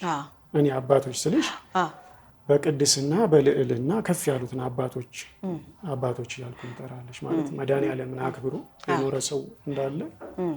ጥሩ እንግዲህ አሁን እዚህ ቅርጽ ላይ ከመጣን ቅድም ኦፍ ካሜራ ላይ ሆነን ስንጫወት ምን አልከኝ? ሰዎች ከመድኃኒዓለም ርቀዋል። እውነት ነው። ከመድኃኒዓለም ተራርቀናል ብለሃል። እስቲ ምንድን ነው እሱ ማለት? ከመድኃኒዓለም መራራቅ ማለት አሁን ለምሳሌ ስታስቢው ብዙ ሰው ሰላም የለም፣ ውስጣዊ ሰላም ማለት ነው። ወጣቱ በተለያየ መንገድ በጣም አፍላ እድሜው ላይ ስትረስ ውስጥ ገብቶ ልታገኘው ትችላለሽ። ድሮ ትልቅ ሰው ነበር የሚሞተው እኔ ሳቅ ማለት ከሆነ ጊዜ በኋላ ግን ተቀየረ። ልጆች አባት ቆሞ ልጅ ይሞታል፣ እናት እያለች ልጅ ትሞታለች። ለመድ ነው ደን ክፋታችን በጣም እየጨመረ መጣ። መድኃኒዓለም ምን ይላል መሰለሽ መጽሐፍ ቅዱስ ላይ እኔ የምሰጠው ሰላም ዓለም እንደሚሰጠው አይደለም። የሰላም ጌታ አይደለም። ሰው እሱን ከያዘ ውስጣዊ ሰላም ይኖረዋል፣ ልበ ሙሉ ይሆናል፣ አያፍርም፣ ቀና ብሎ ነው የሚሄደው። ከመድኃኒዓለም መራራቅ ማለት አሁን ዘመናዊነትና ሃይማኖት ብሌንድ አድርገውብናል። ሳይንስና ሃይማኖት ብሌንድ አድርገውብናል። እንደዚህ በቃ አንድ ላይ ተመሳስለው ሳናቀው ለካስ ከፈጣሪያችን አርቀውናል። ለምሳሌ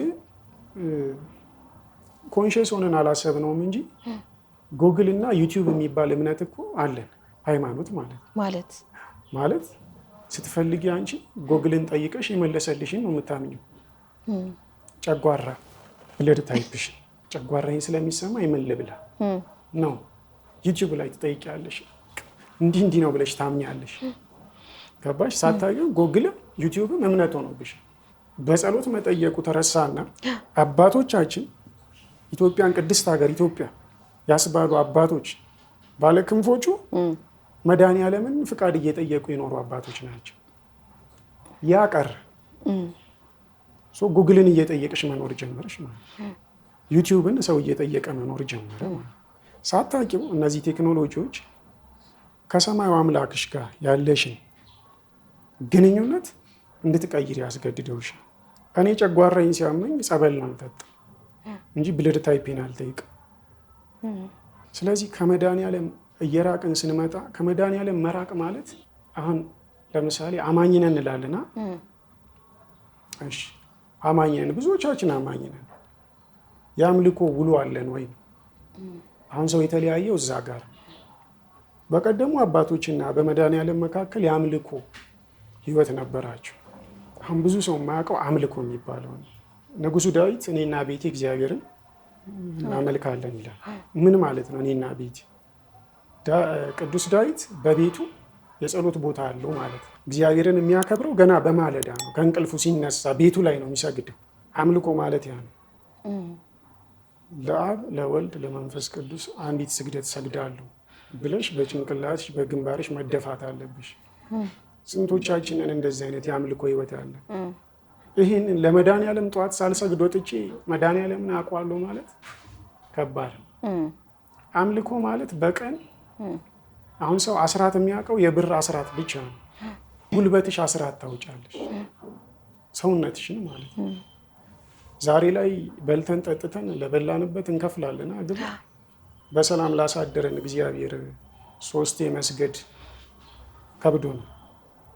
አምልኮ ማለት ይሄ ነው። በቤትሽ የምትጀምሪው ነው። እግዚአብሔርን በቤተ ክርስቲያን ውስጥ ብቻ አይደለም የምታገኘውና የምታመልኪው፣ ከቤትሽ ነው እግዚአብሔርን ማምለክ የምትጀምሪው። ስለዚህ እነዛን ሰግድ ለአብ፣ ሰግድ ለወልድ፣ ሰግድ ለመንፈስ ቅዱስ የሚለውን 3 ስግደት ቢያንስ የአምልኮ ስግደት 41 ነው። 3ቱ ግን መሰረታዊ ነው። ስለዚህ ሰው አምልኮ ጀመረ ይባላል።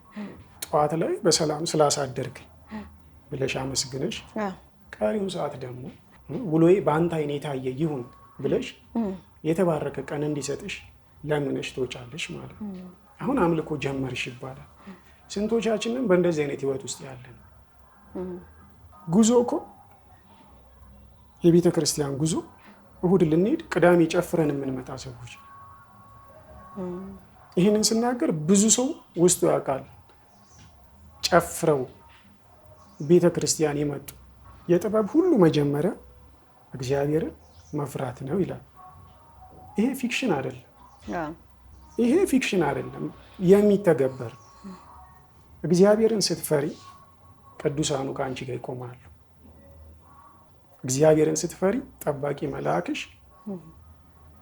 ዘወትር ይጠብቅሻል። ጠባቂ መልአክ ይጠብቅሻል፣ ግን ሌላ ቅዱሳን መላእክት ሰማዕታት ይቆሙልሻል። የእግዚአብሔር መልአክ እግዚአብሔርን በሚፈሩ ሕዝቦች ላይ ይረባል ይላል። እሱ ዘወትር ቆሞ ቅዱስ ቅዱስ ቅዱስ እያለ የሚያመሰግነውን አምላኩን የማታከብሪለት ከሆነ ሊረዳሽ አይቆምም። መንፈሳዊ እውቀታችን ሳናቀው አንዳንዱ በጣም መንፈሳዊ እውቀት እያለው መንፈሳዊውን እውነት ወደ ሳይንስ ወስዶት ሰው እየሰማም ሊረዳው አልቻለም። አሁን የመጣ ፋሽን ነው ደግሞ ይሄ እምነትን ወደ ሳይንስ የመውሰድ ከዛ ኦኬ በቃ ሎጂካል የመሆን መንፈሳዊነት ላይ ሎጂካል አይሰራም። ካመንክ ጨክን ማመን እምነት ነው እኮ አይደል? እምነት እኮ ነው። እምነትን በሎጂክ 1 ሲደመር 1 ብለሽ ለሰው አታስረጅ አይደል? እመን እንጂ አትፍራ ነው የሚለው ቃሉ። ስለዚህ እንደ ህዝብ ነው የምልሽ፣ እንደ ህዝብ ስልሽ እንደ ክርስቲያን ወይም ደግሞ መድኃኒዓለምን እንደሚያቅሰው ዓለማዊ ህይወታችን ትርፋማ መሆን ከፈለግ መድኃኒዓለም የሚሰጠውን ሰላም ማግኘት ከፈለግ እናቱን እናት እንድትሆነን ከፈለግ ወላዲተ አምላክን ማለት ነው እናቱ እናት እንድትሆነን ከፈለግ ፕራክቲካሊ ነገሮችን መስራት ፕራክቲካሊ ማለት አምልኮ መጀመር በቤት ውስጥ አምልኮ ከሌለሽ፣ በነገራችን ላይ ብዙ ሰው በቤት ውስጥ አምልኮ ስለሌለ ትዳር ይፈርሳል፣ ልጅሽ ይበጠብጥሻል፣ በቤትሽ ውስጥ ሰላም የለሽም፣ ማጀትሽ ባዶ ይሆናል። ያ ማለት ምንድን ነው? በቃ ሰላቢውም ምኑም ይገባል እንደፈለገ፣ በቃ ዝም ብሎ ገብቶ ይወጣል። አንቺን እንደፈለገ እንዲጠመዝዝሽ፣ በስራ ቦታሽ ሰላም አታገኝ። አምልኮ ግን ስትጀምሪ ውጊያ ጀመርሽ ማለት ነው። ለመድኃኒዓለም መንበርከክ ስትጀምሪ፣ ለአብ ለወልድ ለመንፈስ ቅዱስ እያለሽ መስገድ ስትጀምሪ፣ መላእክቱ መቆም ይጀምራሉ ማለት ነው አንቺን ጥበቃ። ምክንያቱም እነሱ ቅዱስ ቅዱስ ቅዱስ እያሉ የሚያመሰግኑትም አንቺም እያመሰገንሽ ነው። ስለዚህ ያ እግዚአብሔርን ስትፈሪለት መልአኩ ይረባል አንቺ ጋር መጥቶ አያስነካሽ። ትፈተኝ ሆነ ፈተና። በዚህ ህይወት ውስጥ የሚኖር ሰው ፈተና አለ። ትክክለኛ መንገድ ላይ መሆንሽን የምታውቂ ስትፈተኝ ነው። ፈተና ካለብሽ ትክክለኛ መንገድ ላይ ነሽ ማለት ነው እግዚአብሔርን ስትይዥ። ምክንያቱም ፈታኙ ጠላታችን፣ ጥንተ ጠላታችን ነው። በቃ አንድና አንድ እሱ ነው። እና ስንቶቻችንን በቤታችን የጸሎት ቤት አዘጋጅተን ጠዋት ላይ የምንሰግደው? እሺ ማታስ ስንመለስ ቤት ስንገባ ጸልየና ቃል። ስለዚህ ምንድነው በጸሎት ቤትሽ አምልኮ መጀመር አለብሽ። ቤትሽ ውስጥ ጸሎት ቤት አዘጋጅተሽ እግዚአብሔርን ማክበር የምትጀምሪው ከቤትሽ ይሆናል ማለት ነው። ያቺ ትንሿ ጸሎት ቤትን ማክበር ስትጀምሪ ትልቁን ቤተ መቅደስ ጽላቱ ያለበትን ማክበር ትጀምሪያለሽ ማለት ነው። ዛሬ ላይ ጫት ቤት ሰውን በነጠላ ጫማ እግሩን ታጥቦ እየገባ ቤተክርስቲያን ውስጥ በመኪና የምንገባበት ዘመን በጣም በቃ የተምታታ ነገር ማለት ነው። መድኃኒዓለም ግን ክብር ይፈልጋል እንድታከብሪው። ግን ማትዬ ይቅርታ፣ መንፈሳዊ ባክግራውንድህን ትንሽ ብትነግረን። መንፈሳዊ ባክግራውንድ እንግዲህ የቀበና ልጅ ነኝ ብዬሻለሁ። ስለዚህ ደብረ እንቁ ልደታ ለማርያም ናት፣ ተራራው ላይ ያለች። አሰራሯ ራሱ የጥንቷን ደብር ናት። የሰለሞን ቤተ መቅደስ ደብር ናት፣ ካቴድራል አይደለች፣ ደብር ናት። ስለዚህ እዛ በዘማሪነት 3 ዓመት አገልግያለሁ። ቲያትሩን ድራማውንም እሰራ ነበረ። ሰንበት ትምህርት ቤት ውስጥ ያው ፍልሰታ ስትመጣ 16ቷ ያው አህዱ አብ ከተባለ በኋላ መላእክቶች ስለሚረቡ ህፃናቶች እንዳይሯሯጡ በሚል እነሱን እዛ አዳራሽ ውስጥ በዝማሬ መንፈሳዊ ቲያትሮችን በመስራት አገልግያለሁ ማለት ነው። በጣም እኮ ደስ የሚል ትዝታ ነው። ፍልሰታ ላይ ከኛ ተለቅ ያሉት ህፃናት ክፍል ሆነን ትዝ ይለኛል። ተለቅ ያሉት ቲያትር ለመስራት ሁሉንም ይዛሉ ልጆች ስለሆነን አንረብሽም። ቲያትሩ ላይ በቃ መስጥ ብላ አንዳንድ ጊዜ ምንድነው የዲያብሎስን ካራክተር የሚጫወቱ ሰዎች ከመሃልህ ጥቁር ለብሰው ነው ብሎ ይወጣሉ። በቃ በጣም ደስ ይል ነበረ። በጣም ያጓጓል። ሰው እዛ መድረክ ላይ ሆኖ ሲያይሽ በቃ እንደሌላ ነገር ነው የሚያስብሽ አይደል? እና ያንን ይመስላል መንፈሳዊ ባክግራውንድ። እንግዲህ አሁን ስለ መንፈሳዊነት እያወራን ከሆነ ቅድም ስታነሳቸው መንፈሳዊነት ዘመናዊነት ተቀላቅሎብናል እያልክ ነበርና ዘመናዊነት ወይም መዘመን ራሱ ለአንተ ምንድን ነው? መዘመን ማለት ለእኔ ከመድኃኒዓለም ጋር መኖር ማለት ነው። ከመድኃኒዓለም ጋር ጊዜ የማይቀይረው ጌታ ስለሆነ ጊዜ የማይሽረው ጌታ ስለሆነ በየትኛውም ጊዜ እሱን ይዘሽ መሄድ ነው። በነገራችን ላይ በዓለም ላይ ስትኖሪ ዓለማዊ ብትመስይም ነው የምልሽ። አሁን እንደዚህ ዘንጠሽ ዘመናዊ መኪና ይዘሽ ዘመናዊ አነጋገር እየተናገርሽም ሊሆን ይችላል። ግን መድኃኒዓለምን እያከበርሽ ስትኖሪ የአምልኮት መልክ ይዘሽ ስትኖሪ ዘመናዊነት ማለት ያ ነው። ምክንያቱም ከጥንት ከአባቶቻችን ከጥንት ጀምሮ ነው የምልሽ። እንግዲህ የሚባለው ኢቴል ነው ኢትዮጵያን የመሰረታት ነው። ግን እኔ ከዛም በላይ እንደሆነ አምናለሁ። የኢትዮጵያ ታሪክ ማለት ነው። እና ከዛ ጊዜ ጀምሮ ይዘውት የመጡት ክብር አለ። እግዚአብሔርን የሚያከብሩበት መንገድ፣ እግዚአብሔርን የሚፈሩበት መንገድ፣ ስሙን የሚያመሰግኑበት መንገድ። በዘመናት መንግስታት ሊቀያየሩ ይችላሉ። የማይቀየረውን መድኃኒዓለምን ግን እሱን ይዘሽ አሁን ባለሽበት ዘመን ነው የምልሽ እሱን እያከበርሽ በቤትሽ መኖር ዘመናዊነት። አሁን ዘመናዊነት እንዴት ሆኗል መሰለሽ? ዘመናዊነት ጠዋት ግሮሰሪዎቻችንን አይተሻቸው? በቃ ይገርማል የሚከፍቱት መዝሙር በቃ እዚህም መዝሙር ነው፣ እዛም መዝሙር ነው፣ እዚህም መዝሙር ነው። ረፋድ ላይስ አሳ በለው ልትሰሚ ትችላለሽ።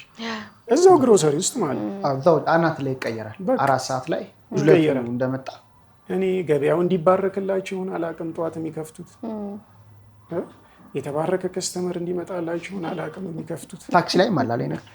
ታክሲ ላይማ ጉድ ነው። ፋውል እየሰራ መዝሙር ከፍቶ ፋውል እየሰራ ነው። ትርፍጭ ነው። ህገወጥ በሆነ መንገድ እየሄደ 12 አባቴ የሚለጥፏል ከኋላ ኪዳነ ምሕረት እናቴ አይሄድም።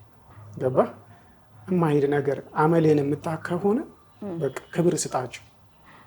እኔ ለምሳሌ መኪና ይዛል የሆነ ሰዓት ላይ መኪናዬን አከራየው ስለነበረ መንፈሳዊ ነገር አልለጥፍም፣ ምስል አልለጥፍም፣ መስቀል የለኝም። እንደዚህ ከኋላ አባቴ ቅዱስ ሚካኤል አልለጥፍም። ምክንያቱም ያ ሰውዬ መጠጥ ቤት ሄዶ ያቁመው፣ መኪና ውስጥ ይቃምበት፣ መኪና ውስጥ ምን ያርግበት አላውቅም። በዚህ ልክ ክብር መስጠት አለብሽ እንደ ክርስቲያን። እሱ እኮ ቅዱሳኑን ያከበረ አምላክ፣ እሱ ቅዱሳኑን ያከበረ ነው። ቅዱስ ዮሐንስን እንዴት እንዳከበረው ወንጌል ላይ ታችኋል። እኔ በአንተ ልጠመቅ ይገባኛል እንጂ አንተ በእኔ ልትጠመቅ አይገባም ሲለው ቅዱስ ዮሐንስ ተው አለው። ይህንን እንኳን ተው። ቅዱስ ዮሐንስን አክብሮ እንድናከብረው ያደረገን እኮ መድኃኒዓለም። ስለዚህ እግዚአብሔርን ማክበር፣ እሱ ያከበራቸውን ማክበር ለእኔ ዘመናዊነት፣ እሱን ይዞ መኖር ዘመናዊነት ያ ነው። በእርግጥም አሁን ጌታን የያዘ ሰው መድኃኒዓለምን የያዘ ሰው የግዴታ ቢያንስ አሁን ለምሳሌ እንበል አንተ እናት አባትህን እንኳን ላለማሰደብ ብለህ ጎረቤት ሲያይህ ምናምን አንዳንድ የማይሆኑ ቦታዎች ላይ ሸፈን ትላለህ ወይ ደግሞ ወይኔ ብለህ ያን የምታደርገው ለአንተ ክብር ብቻ አይደለም፣ እናት አባትህ እንዳይሰደቡብህ ነው። ልክ እንደዛ ብናስበው ነው አይደለም ሀሳቡ። ጌታን ራሱ እንደዛ ብናስበው እንዳይሰደብብኝ የኔ ምግባር ልክ አይደለም እና በዚህ ምግባር ውስጥ ሆኜ ደግሞ የጌታን ባልቀላቅል ይሻለኛል ብሎ መያዝ ይመስለኛል አንተ ያነሳሃቸው ሀሳብ። ይህ ነገር እንደ ዋዛ ፈዛዛ እንዳይታይ ይኸውልሽ፣ እግዚአብሔርን ስታከብሪ ነው በሰው ፊት የምትከብሪ። ቅዱሳኑን ስታከብሪ በሰው ፊት ትከብሪያለሽ። ግልጽ ነው። ሰው እንዲያከብርሽ ከፈለግሽ መጀመሪያ አንቺ እግዚአብሔርን አክብሪ። ሰው እንዲያከብርሽ ከፈለግሽ፣ ሰው እንዳይዘረጥጥሽ ከፈለግሽ፣ ቀን እንዳይጥልሽ ከፈለግሽ መድኃኒዓለምን አክብሪ። እናቱን ወላዲተ አምላክን አክብሪ፣ እሱ ያከበራት ስለሆነ። ከዛ ቅዱሳኑን አክብሪ፣ ያከብሩሻል። ግን አሁን የብዙ ወጣቶች ችግር የኔም ችግር የሁላችንም ከየቱ ጋር ይጀመር? ይሄ ክርስቶስን መስሎ የመኖር ከክርስቶስ ጋር የመኖር ህይወት ሰው እንዴት ነው መጀመር ያለበት? መድኃኒዓለም ወደዚህ ዓለም ሲመጣ ማለት ነው መጥቶም እድሜውን ዘመኑን ጨርሶ ሲሄድ ለእኛ ምሳሌ ሆኖ እንሄደው የእሱን ህይወታችን እንድናደርግ የሚወደኝ ቢኖር ይከተለኝ ነው የሚለው አይደል? እሱን መከተል ማለት እሱን መምሰል ማለት ነው። ስለዚህ እሱን መምሰል የሚጀመረው ከቤተልሔም ከተወለደበት ቦታ ከቤተልሔም ጀምሮ ንጉሥ ሆኖ ሳለ በትህትና ቤት እንደተወለደ እናውቃለን። ያንን ትህትና ከእሱ መማር አለብን። እናቱ ወላዲተ አምላክ ድንቅ መማሪያ ነው ማለት የንጉሥ እናት ሆና ሳለ በውስጧ ግን ለማንም ሳትነፍስ ጠብቀው ኖራለች እስከ ቀራንዮ። ትህትናዋን አየሽው? ዝምታዋ ይዛው ማለት እንድትጠብቀው ንጉሱ ከእሷ እንደሚወለድ እያወቀች ማለት ለምን እኔ በዚህ ወልዳለሁ ልጄ ንጉሥ ሆኖ አላለች። ትህትናዋ በጣም ይገርም። ያንን ከቤተልሔም ጀምሮ አንድ ክርስቲያን መማር አለብን እስከ ቀራንዮ ድረስ ማለት ነው። ከቀራንዮም አልፈን እስከ ትንሣኤው ድረስ። ከዛስ መድኃኔዓለምን የመሰሉ ደግሞ ሐዋርያት በሐዋርያት ስራ ደግሞ ቀጥለውታል። መድኃኔዓለም ስራው የሚያልቅ አይደለም። ስለዚህ አሁን እስካለንበት ዘመን ድረስ ብቻ ያይደለ ግን እስከ መጨረሻው ዘመን ድረስ እሱን እያከበርን መኖር አለብን። ስለዚህ ከየት ነው መጀመር ያለበት? ከቤት ከተወለድንበት። እድገታችን በቤት ውስጥ ነው። እግዚአብሔርን በቤትሽ ማምለክ ስትጀምሪ ለውጡን ታይዋለሽ። እግዚአብሔር የሌለበት ቤት ትዳሩ ሲበጠበጥ ታያለሽ። ልጅ ወልደው ወይ ያልተባረከ ልጅ ይሆናል። በነገራችን ላይ ወደ ሌላ አጀንዳ እንዳልወስዳችሁ ነው እንጂ ቤትሽ ውስጥ እግዚአብሔር ከሌለ አጋንንት ይኖራል። ያው ተቃራኒ ይኖራል ነው። እንደዛ ነው። እግዚአብሔር ከሌለበት የአንቺን ቤት አጋንንት እንደፈለገ ይፈነጭበታል። ያ ማለት ምንድን ነው? ስትወልጂ አሳድጌው ሲል ሰምተሽ አታውቂም? ጸበል ላይ ሲለፈልፉ አሳድጌው ይላል። የት ነው አግኝቶ ያሳደገው? እዛው ቤት ውስጥ። እግዚአብሔር የለማ። እግዚአብሔር አልከበረበትም ቤትሽ ላይ። አንዲት ቦታ የለሽም፣ የጸሎት ቦታ። የጸሎት ቦታ ሲባል ትልቅ አንድ ክፍል ምናምን እንዳያስቡ፣ በቃ በመጋረጃ ሸፍነውት እግዚአብሔርን የሚያመልኩበት የሚንበረከኩበት ቦታ ያስፈልጋል። ስለዚህ አንቺ ቤትሽን ነጭ ዕጣን ታጥኛለሽ፣ ምስሉን ታጥኛለሽ፣ ሰንበት ላይ ታጥኛለሽ። ዝም ብለሽ ሁሉንም ቀን አይደለም የምታጥኝ፣ ሰንበት ላይ ታጥኛለሽ ቤትሽን። ያ ነጭ ዕጣን መዓዛው መንፈስ ቅዱስን ያቀርባል፣ ርኩስ መንፈስን ያርቃል። አሁን ብዙ ሰው የማይገነዘበው ደግሞ ነገር እሱ ነው። ግን አሁን መናፍስቱ ጋር ደግሞ ከመጣን ይሄ የመናፍስቱ አሰራር በራሱ የሆነ ጥልቅ እውቀት የሚፈልግ ነው። አብዛኞቻችን በሃይማኖት እንኖራለን። ሃይማኖት ላይ ሁልጊዜም እንድንሰበክ የምንፈልገው እግዚአብሔር አዳኝነቱ፣ የእግዚአብሔርን ፍቅር ከኔም ጨምሮ መስማት የምንፈልገው እሷን ነው። ከዛ ልክ ጠንከር ያሉትን ሀሳቦች ግን ችላ ያልናቸው ይመስለኛል። ይህን እንዴት ታየዋለህ? ይሄ አሁን ከመናፍስት ጋር ያለውን ነገር። እውነት ነው ይኸውልሽ፣ ከመናፍስት ጋር ያለው ነገር ነው ህይወታችንን እንዲህም የሚያደርገው። ያ የሆነው ግን መድኃኒዓለምን ስላልያዝነው ነው፣ ስላላወቅነው ነው።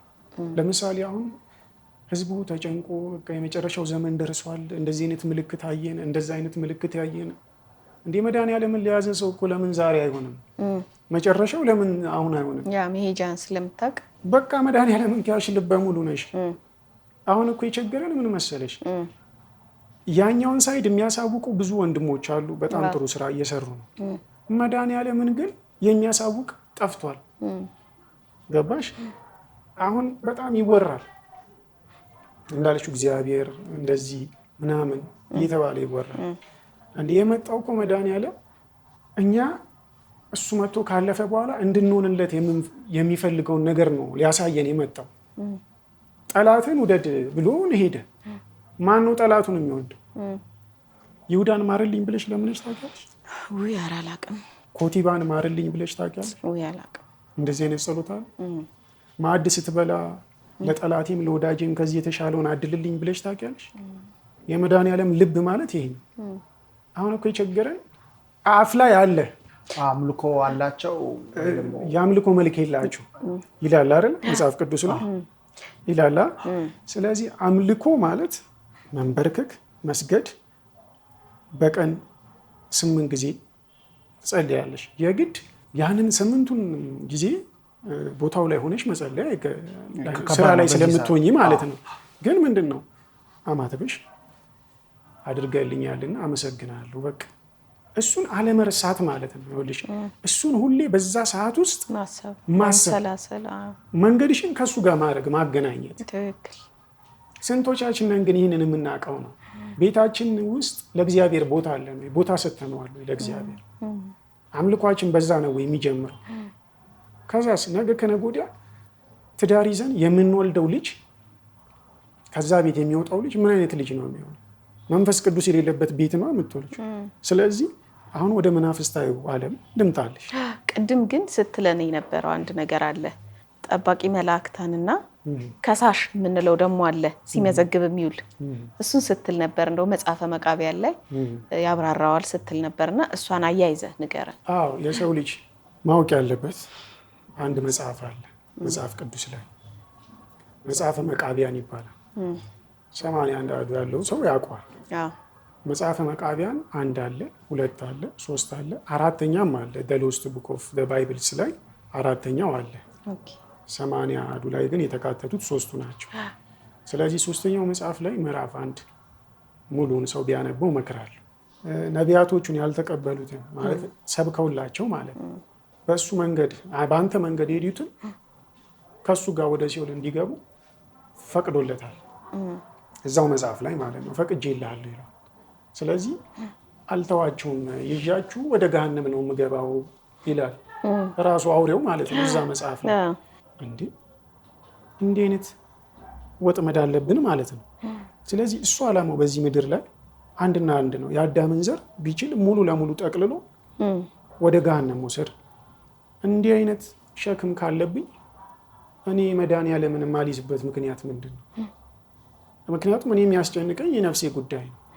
እንዳልኩሽ እምነት ነው አለ ብዬ አምናለሁ፣ ሲኦልም ገነት። ስለዚህ ገነት ሲኦል መግባት ከሌለብኝ መልካም ስራዎችን ማድረግ አለብኝ። መድኃኒዓለምን መያዝ አለብኝ። እሱ ስለሆነ ድል ያደረገው አውሬውን ጥንተ ጠላታችንን ድል ያደረገው መድኃኒዓለም ነው። ሕግ በሙሴ የተሰጠ ይላል፣ ጸጋና እውነት ግን በመድኃኒዓለም ሆነ። ከመድኃኒዓለም በኋላ ነው አጋንንትን አውጡ የሚል ጸጋ የተሰጠው። ስለዚህ መድኃኒዓለምን መያዝ አለብኝ ማለት ነው። አጋንንትን ለመጋፈጥ ወደ ሲኦል ይዞኝ እንዳይወርድ በፈተና ሁሉ እንዳልወድቅ እናቱን ወላዲተ አምላክን መያዝ አለብኝ። እውነታው ያ ነው። ስለዚህ መጽሐፈ መቃብያንን ሰው አይቶ መገንዘብ አለበት። በቃ ቃል አለ፣ በእግዚአብሔርና በአውሬው መካከል ቃል ኪዳን አለ። ያ ቃል ኪዳን ቃሌ ከሚያልፍ ሰማይና ምድር ቢያልፍ ይቀላል ይላል እግዚአብሔር። ቃሉ ቃል ነው። ለአዳም እኮ 5500 ዘመን ሲፈጸም እመጣለሁ ስላለው አዳም እግዚአብሔርን አልገባውም። አዳም 5 ቀን መስሎታል። ዘ ፎርጎተን ቡክ ኦፍ ኤደን የሚል አለ። እንደዚሁ ዘ ሎስት ቡክ ኦፍ ባይብል ላይ ከግዕዙ ነው ወደ እንግሊዘኛ የቀየሩት። እጅግ የሚደንቅ መጽሐፍ ነው። ሰዎች እንዲያነቡት ሪኮመንድ ማደርገው። ለካስ እግዚአብሔር እንደ አዳም እንድንሆንለት ነው የሚፈልገው እንላለን። ያንን ካነበብን በኋላ አዳምን በቃ ወደነው አልቅሰን አክብረነው ነው የሚያልቀው እሱ መጽሐፍ። አዳም ምን አይነት ነበር? አዳም አጥፍቶ በድሎ ከወረደ በኋላ እግዚአብሔርን ላለማስቀየም የሄደበት ርቀት 5500 ዘመን ሲፈጸም መጥቼ አድንሃለሁ ሲለው አዳም ልቡ እንዴት እንደሚሰበር እኔ ተዋርጄ ወርጄ አንተን ድጋሚ ከዙፋን ላይ እንድትወርድ ላረግ ብሎ በቃ ዘወትር ያለቅስ ነበር። አዳም የሄደበት ርቀት ሲለካስ እንጂ እንድንሆነው እግዚአብሔር ይፈልግ ነበር። ግን ከመጽሐፍ ቅዱሱ ላይ አነሱት ማለት ነው። እሷ ጋር አሁን መጣህ እንዳታቂ ያረጉሽ ማለት ነው። እነዚህ የወጡት 15 መጽሐፍት እነዚህ መጽሐፍቶችን ማጣት ማለት ትልቅ ህይወትን ማጣት ነው ብዬ እኔ በግሌ እንደዛ አስባለሁኝ። በጣም ለምሳሌ እዚህ ጋር አንድ እንድትመልስልኝ ፈልጌ በዛው ልጠይቅህ። 80 ማለት ነው የኢትዮጵያ ኦርቶዶክስ ትቀበላለች። አንዳንድ አባቶች ደግሞ አሉ፣ ምናልባት ንቡረ ኤርምያስን ካነበብክ ኢትዮጵያ ዓለሙ መፋረጃ አንዳንድ ሊቃውንቶች ደግሞ ያነሳሉ ከዛ በላይ እንደሆነ። ሌሎች ዓለሞች ላይ ደግሞ የሚያነሱም አሉ። ከኢትዮጵያ ስም ጋር ተያይዞ በጣም የተቀነሱ ነገሮች የክርስቶስም ታሪክ ማለት ነው። እነዚህ መጽሐፍቶች አለማንበባችን አለማወቃችን እኛ እንደ አይነት ሃይማኖት ላይ ስለሆንን ልንቀበል እንችላለን። ብዙ ወንድሞች አሉ ፕሮቴስታንት እምነት ተከታዮች 66ቱን ብቻ የሚቀበሉ ይህንን የማያገኙ ማለት ነው። እነዚህ መጽሐፍቶች ምን አይነት ነገሮችን ወይ ደግሞ አውሬው ሰራው ስራ ነው? አውሬው በደንብ ሰርቷል። አውሬው በደንብ ሰርቷል። አሁን ሌላ አጀንዳ ውስጥ እንዳንገባ ነው እንጂ በጣም ሰፊ ነው። አውሬው የዚህ ዓለም ገዢ ይለዋል መጽሐፍ ቅዱስ። የዚህ ዓለም ገዢ ከሆነ አንድ መንግስት እንደው ሲምፕሊ በምሳሌ ለመናገር አንድ መንግስት ሲሆን ሲስተም ነው የሚዘረጋው። መጀመሪያ ፕሮጀክቶቹን ለማሳካት የሚጠቅሙትን ሲስተሞች ይዘረጋል። እነዛን ሲስተሞች ደግሞ የሚያከናውኑለት የተለያዩ ባለስልጣናትን ይሾማል። ይህንን አሁን የምነግርህን ነገር አውሬው ገና ከወደቀበት ጊዜ አንስቶ እየሰራ ነው የመጣው። ምክንያቱም እሱ የመጨረሻ ግቡ ዓለም ሲፈጸምና ሲደመደም እኔና አንተ ወደ ሲኦል መውሰድ። ስለዚህ እኔና አንተን ወደ ሲኦል የሚወስድበት ሲስተም ፈጥሯል። እንደነገርኩ ጫት ቤት በባዶ እግር አክብረ እየገባ ቤተ መቅደስ ውስጥ ለሰርግ እንደዚህ ተቀንድበ ጉርድ አድርገ ቻፕስቲክን አድርገ ባጓጉል በአጭር ምናምን አይገባም፣ ነውር ነው። ስለዚህ ቴክኖሎጂው ብዙ ነገር ማይወጣን ጨምሮ አጥበው የወሰዱብን ነገር አለ። እግዚአብሔር ይመስገን አሁን ደግሞ ብዙ ወንድሞች አሉ ስለ እግዚአብሔር የሚናገሩ። ቀረ የምትለው ነገር ቀረ የምለው አንድ የተሰጠን እውቀት ከእግዚአብሔር ከመድኃኒዓለም የተሰጠን እውቀት ምንድነው? በጸሎት እየጠየቁ መኖር። ክርስቲያን ሁሌም እየጠየቀ ነው የሚኖረው። ጌታ ወይ ይሄ ልክ ነው፣ ይሄ ልክ ትክክለኛው መንገድ አይደለም ነው ልሂድ ይባላል። እኔ ጻድቃኔ ማርያም ሄጄ ነው አሁን የሚይዛትን መኪና በጸሎት ጠይቄ ነው የገዛው። አሁን ብዙ ሰው እድል ምናምን ብለዋል። መኪና ለመግዛት አዋ ለምን አገዛም? ህይወትን መኪና እኮ ነው የምንነዳው። ልጠፋ ትችላለህ፣ ሰው ልታጠፋ ትችላለህ። ስለዚህ ይህ ነገር ብለህ ወላዲተ አምላክን መጠየቅ ነው። እሷ ትመልስልሃለች። አንተ ብቻ ልጇን እያከበርክ ደስ አሰኛት፣ እሷን እያከበርክ ደስ አሰኛት፣ ቅዱሳኑን እያከበርክ ደስ አሰኛት። እሷ ትመልስልሃለች። ስለዚህ ወጣት በጸሎት በአርምሞ በሱባኤ እየጠየቀ መንገዱን መኖር አለበት። ምናልባት ዲጄ ሪች እኮ የተፈጠረው ለፕሬዚዳንትነት ይሆናል። በጸሎት ስላልጠየቀ ግን ራሱን በራሱ ፍላጎት ሄዶ የሙዚቃው ዓለም ውስጥ አግኝቶታል። ይህንን ራሱ ወጣቱ መጠየቅ አለበት። በነገራችን ላይ መክሊቴ ምንድን ነው ብለህ በጸሎት ትጠይቃለህ። ይህም ምክሬ ነው ለወጣቶች። ተንበርክከህ ትጠይቃለህ፣ መክሊቴ ምንድን ነው? አንተ ዶክተር መሆን እያለብህ ኳስ ተጫዋች ሆነ ሊሆን ይችላል። ከዛ በዛ ላይፍ ደስተኛ አትሆንም። ብዙ ብር ልታገኝ ትችላለህ። መክሊትህ ስላልሆነ ግን አትረካም። እዚህ ጋር ገባ። ዶክተር መሆን ሲገባ ጀነራል ትሆንና የጦር ጀነራል የሀገር ሰው ታስፈጃለህ። እዚህ ጋር እኮ የማት ሰው መፈወስ ሲገባህ የሰጠ መክሊትህ አንተ በቃ ሰውን ማዳን በሕክምናው ማለት ነው። ጠይቀህ ስላልኖርክ ግን በቃ እዚህ ጋር መጥተህ ጀነራል ሆነ ህዝቡን ትፈጀዋለህ ማለት ነው። ገባ ወይ? መክሊትህ ማስተማር ሊሆን ይችላል። ብዙ ትውልድን ማነጽ ሲገባና ስትችል ጠይቀህ ስላልገባህ በራሳችን ፍቃድ ስለሆነ የምንገባው በቃ ደስ ያለንን ትምህርት መርጠን ዝንባሌያችንን ይህንን ብለን ገብተን ተምረን ከዛ በዛ ስራ በቃ እንኳትናለን። ያንተ የሆነውን ከእግዚአብሔር የተሰጠ ሲሆን ስራውን በትንሽ ደሞዝም ቢሆን ትወደዋለህ። ከዛ አንተ ደግሞ በጣም በሚገርም ሁኔታ ታተርፋለህ፣ ውጤታማ ትሆናለህ ስራ ላይ። ስለዚህ ብዙ ሰው ውስጥ ያስቡት፣ መክሊታችሁ ባልሆነ ቦታ ላይ ሆኖስ ቢሆን እየሰራችሁ ያለው ሀገራችሁ ከእናንተ መጠቀም ትችል ነበር። ሀገራችን ቅድስት ሀገር ኢትዮጵያ መጠቀም ትችል ነበር። እኔ ፊልዴ ዳይሬክቲንግ ነዋ። ስለዚህ ዳይሬክተር ነህ ተብዬ ነው። እሱንም ጠይቄ ነው መልስ አግኝቼ ነው። መቼም ሰው ላያምን ይችላል፣ ግን እኔ በእንደዚህ አይነት ሁኔታ ነው የምኖረው።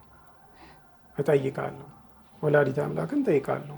ሁለቱንም አጋጣሚ ሆኖ ጻድቃኔ ማርያም ሄጄ ነው የጠየኩት።